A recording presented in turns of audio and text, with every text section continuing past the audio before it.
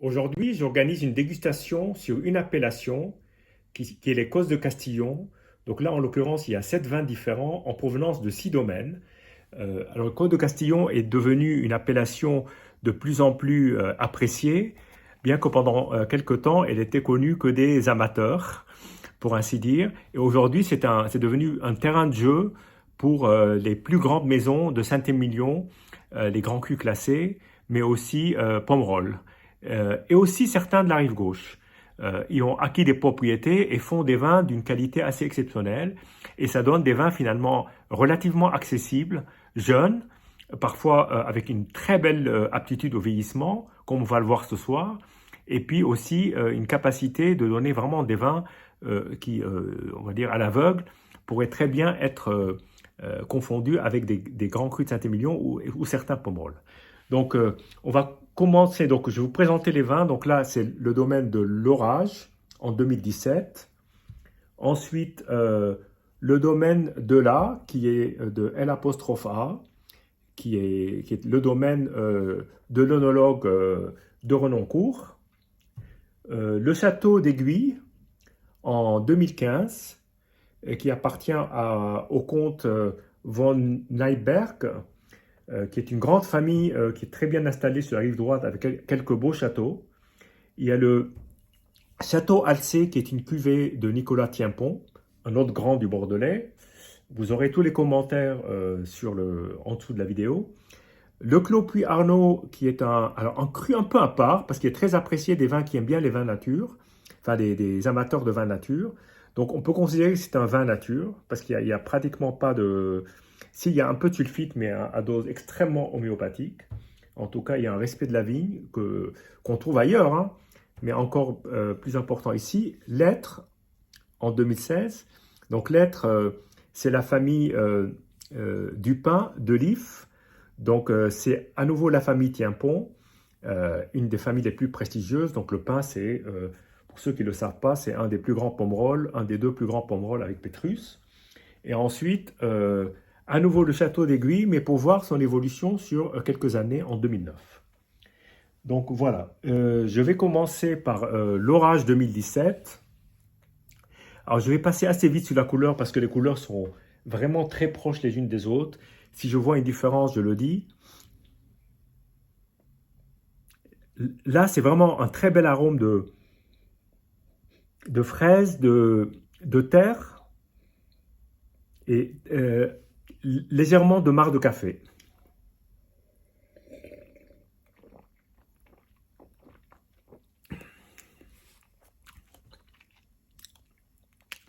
Très beau vin. Alors, une attaque, il est encore un peu vert. Ça c'est normal, je pense que c'est un vin qui peut attendre un peu plus. Mais il y a une belle mâche, de beaux tanins, de beaux fruits, et puis une belle allonge. Très très beau vin. Le domaine de là, donc 2016. Là, c'est vraiment un arôme vraiment très différent. Beaucoup plus parfumé, un peu sur l'encre. La violette, ça me rappelle certains Pomerol.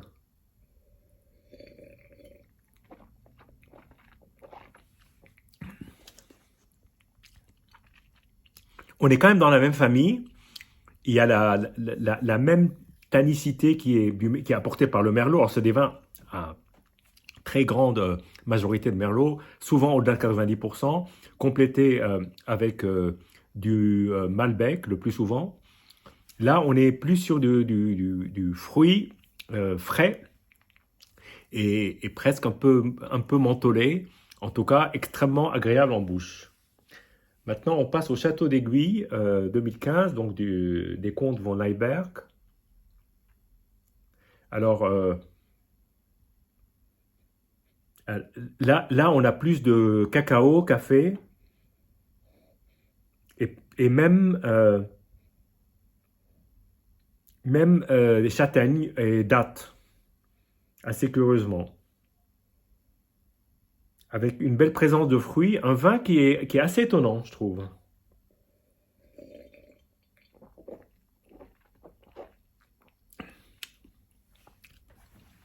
Alors là, on est dans un style très différent, une plus grande concentration, une plus grande matière, mais déjà une très légère évolution assez étonnante, qu'on d'ailleurs on ressent euh, au nez, et puis des arômes assez frais en contraste avec ce côté euh, presque, presque café, presque sous-bois. Voilà. Maintenant, le château Alcé, donc on est chez Nicolas Tienpont, la famille Tienpont, qui se partagent des propriétés entre eux, chacun ayant la responsabilité d'un ou deux châteaux. Ah, là, c'est encore différent. Là, il y a un nez de... C'est assez marrant, je dirais, de, de fruits légèrement confiturés, avec de la pivoine, un peu de fleurs et de la fleur blanche. Assez étonnamment pour un vin rouge.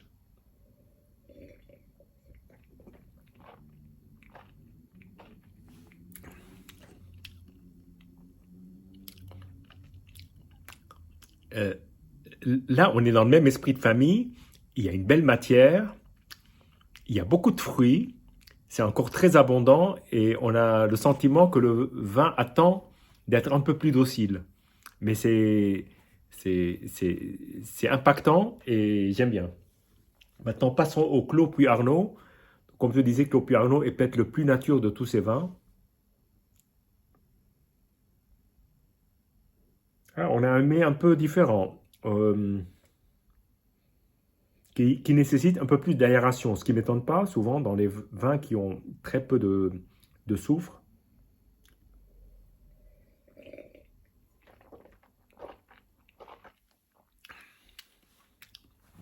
Ah oui, là, là c'est plus le fruit avec un- une petite touche vanillée, euh, vanillé café, mais très fruit, plus impactant, plus direct. Voilà.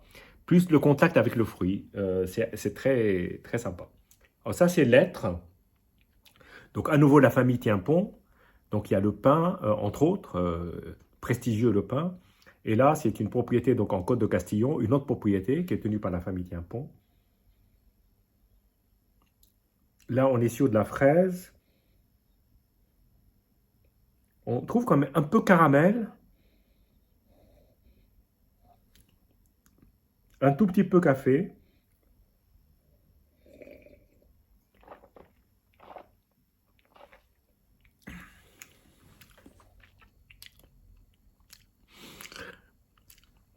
Là, c'est encore, c'est d'une puissance assez impressionnante avec, alors, j'avais trouvé un peu de parfum de violette en bouche et il y a un côté un peu encre et du fruit à profusion et une très très belle fin. C'est un très très beau vin. Et enfin, le Château d'Aiguille 2009. Donc là, on est sur un vin qui a 11 ans, 12 ans. Donc là, on est sur un vin qui doit être un peu plus évolué. Au niveau de la robe, elle est un petit peu plus évoluée, mais pas tant que ça. Ah oui, là, c'est vraiment très différent de l'aiguille 2015, hein. C'est la même famille aromatique, mais c'est, c'est moins sur le fruit et il y a plus l'élevage qui ressort. C'est assez étonnant d'ailleurs. Alors qu'il devrait se fondre, mais bon.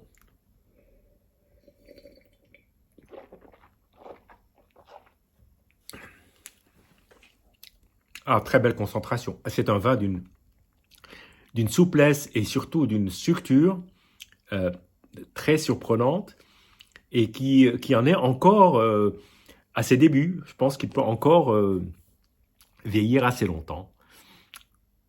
J'en ai terminé. Je vais faire cette dégustation avec mes amis. Nous serons 6 autour de ces bouteilles-là. Il y aura les 6 premières bouteilles et à la fin, je sortirai en surprise le 2009, tout à l'aveugle, en essayant de faire deviner au dégustateur de quel domaine il s'agit, puisque c'est une redite, même si sur un autre millésime. Voilà, la dégustation promet d'être passionnante. Je noterai des commentaires issus de cette dégustation, puis des appréciations des uns et des autres. Et voilà, vive les Côtes de Castillon, une appellation à découvrir. Et puis à bientôt. Bien, nous sommes au bout de la dégustation. Et après avoir dégusté les 6 vins plus le septième, je dois reconnaître que le changement climatique et l'effet qu'il a sur les vins du Bordelais ont fait pencher la balance vers un vin du Sud, euh, assez étonnamment d'ailleurs, soit côté du Roussillon, soit le sud du Rhône, soit même, j'ai entendu le Mourvèdre, alors qu'on est sur de Merlot à 90%. Je ne pense pas que la qualité des dégustateurs soit en cause, mais je pense qu'on est assez dérouté par ce type de vin qui, en général, pour le moins titré, était à 13,5 et le plus titré à 14,5, la majorité étant entre 14 et 14,5. Et surtout des vins assez jeunes, finalement. Ce sont des vins qui ont tous un potentiel étonnant parce que quand on compare par exemple le Château d'Aiguille 2009 par rapport à ce qu'il est en 2015, sur 6 ans, eh bien on trouve qu'il a énormément mûri et qu'il s'est énormément assagi et qu'il s'est fondu et qu'il est devenu extrêmement, extrêmement agréable à boire. Non pas que le 2015 ne soit pas, attention, c'est pas ce que j'ai dit, mais le 2009 est beaucoup plus classique d'une certaine façon, et le 2015 est encore sauvage. Alors, chose à remarquer, les vins sont d'une grande homogénéité, preuve en est que les Côtes de Castillon, c'est vraiment un terroir assez homogène. La dominance du Merlot, souvent à 90%, parfois à 75% en fonction des cuvées, mais très dominant en tout cas sur l'appellation, fait que le vin est quand même assez homogène. Et puis je pense qu'aussi le terroir lui confère une certaine familiarité d'un vin à l'autre. Alors sur les vins que nous avons dégustés, certains sont encore, tous ont d'ailleurs des tanins assez prononcés. Le Puy Arnaud étant celui qui a pas mal frappé les dégustateurs parce qu'il est d'un accès direct avec le fruit et considéré comme plus digeste. Certains ont un peu dérouté par un côté, par la présence encore de tanins qui ne sont pas tout à fait fondus. Mais globalement, on va dire que la qualité globale de la dégustation était très élevée. Et il y a, je répète, il y a une homogénéité sur cette appellation et je pense très profondément qu'il y a un potentiel assez considérable. Et on s'est dit que peut-être ça valait le coup dans une dizaine d'années de regoûter exactement les mêmes millésimes, exactement des mêmes vins et voir comment ils ont évolué. Donc je me suis dit, bah, tiens, c'est une idée de stocker un carton quelque part au fond de la cave et de le sortir en 2030 ou 2032 pour faire les 10 ans. Voilà. À très bientôt.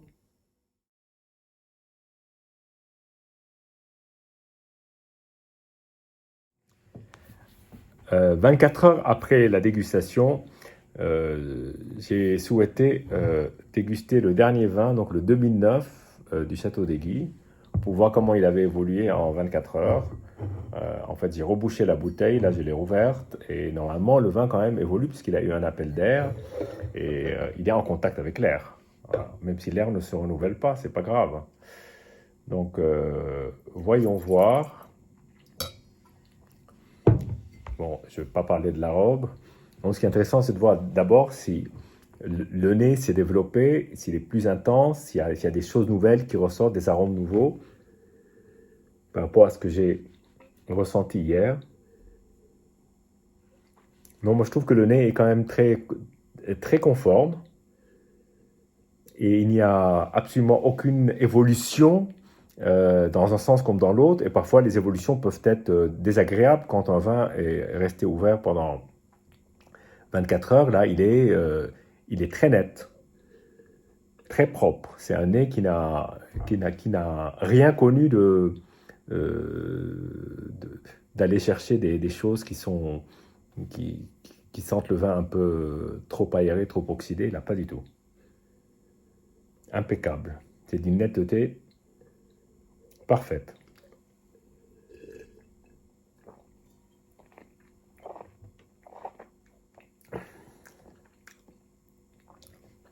C'est quand même un vin bigrement bon, hein.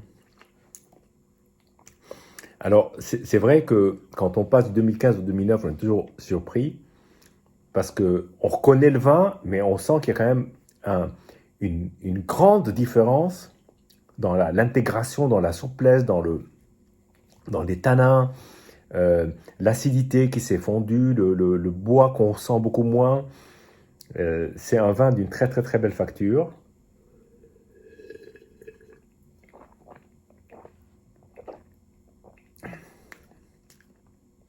et qui est vraiment remarquablement fait. Alors 2009 est une année considérée dans le Bordelais comme une des meilleures années, mais il y en a eu quelques-unes qui ont été très belles, hein. Mais 2009 est au top. Et là, le château d'Aiguille a fait quelque chose de vraiment magnifique. Et je pense que le 2015 pourra lui ressembler dans 6 ans, va lui ressembler. Être aussi bon, il sera peut-être différent avec sa propre personnalité, parce que d'une part, c'est pas le même millésime, donc c'est pas les mêmes conditions climatiques. Et d'autre part, l'équipe apprend à chaque millésime, et donc il y a de nouvelles choses qui sont incorporées, qu'on peut appeler progrès, mais progrès, c'est vouloir dire que c'est mieux, mais on va dire évolutif. Voilà. Santé, à bientôt.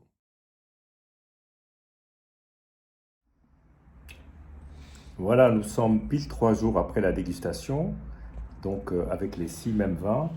Donc on commence par de gauche à droite, il y a l'orage, donc qui appartient à la famille Midjaville, Tertre de Bœuf, Roc de Gambe, Domaine de Gambe et l'orage. Le domaine de là, donc l'œnologue de Renoncourt, le château d'Aiguille, la famille du comte von Leitberg, le château Alcé, la famille Tiempon, Nicolas en l'occurrence, le Clos Puy-Arnaud, Thierry Valette, et puis l'être, à nouveau la famille Tiempon. Voilà, donc on est sur des millésimes en 2015 et 2017, et le but c'est d'essayer de redéguster les vins 3 jours après pour voir, mais vraiment très rapidement, comment ils ont évolué. Alors évidemment, les couleurs sont tout à fait identiques et sont toutes à peu près les mêmes teintes, comme on peut le voir ici. Donc c'est des teintes plutôt assez sombres, mais les vins sont assez transparents et pas du tout opaques en fait. On n'a pas réussi à trouver un vin opaque, sachant que le plus opaque de la dégustation était en réalité le 2009 de Château d'Aiguille, là, qui est terminé. Et donc là, on goûtera le 2015. Alors déjà, je vais passer rapidement sur les vins. D'abord, là, je commence avec l'orage, donc la famille Midjaville. Un vin extrêmement ouvert au nez. Là, déjà, il est beaucoup plus développé. Et il a eu le temps en 72 heures.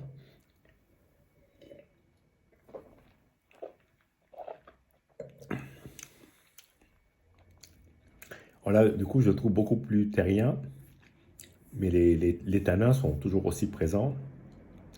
Et c'est vraiment de la terre. De la terre et puis un peu de café d'ailleurs. J'avais trouvé du marc de café. Mais je persiste et je signe. Sur le domaine de la... Alors après l'orage, là, avec un nez qui est moins intense, mais quand même assez présent.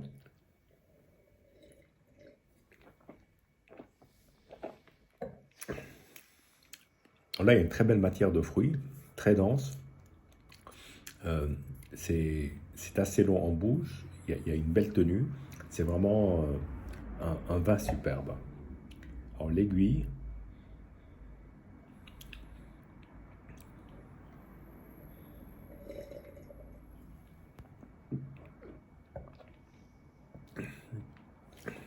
On est plus discret, mais assez étonnamment, il me rappelle le 2009 maintenant.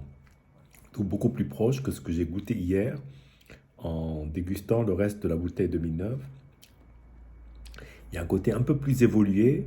Il est 2015. Vous voyez, ça ne change pas beaucoup, hein, c'est 1 ou 2 ans d'écart, mais on sent une plus grande évolution. Mais c'est un très beau vin aussi. L'Alcé, donc le château Alcé de Nicolas Tienpont en 2016.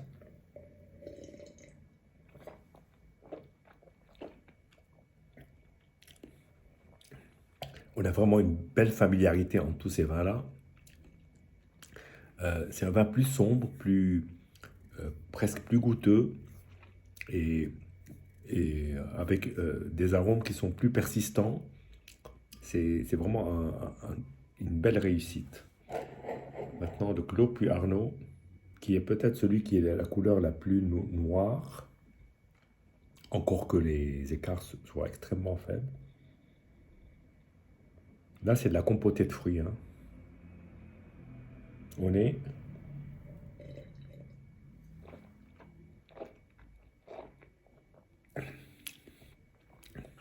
C'est ce vin qui a à la fois dérouté certains et beaucoup plu à d'autres, qui a vraiment ce contact direct avec le fruit. Mais là, je trouve les vins beaucoup plus, dans l'ensemble, beaucoup plus, euh, pas évolués, mais plus abordables, plus faciles.